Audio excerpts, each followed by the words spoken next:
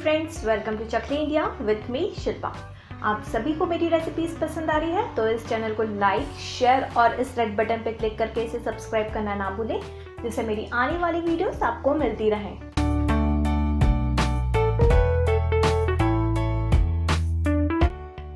तो आज की हमारी रेसिपी है आलू और भगर से मिलकर बने फिंगर्स, टिक्की और बॉल्स। अभी नवरात्रि शुरू होने वाली है और ये रेसिपी आप अपने घर पे जरूर ट्राई कीजिए। तो चलिए शुरू करते हैं। यहाँ हमने एक कटोरी भगर को कुकर में एक सीटी देकर अच्छे से पका लिया है और 3 मीडियम साइज उबले हुए आलू लिए हैं।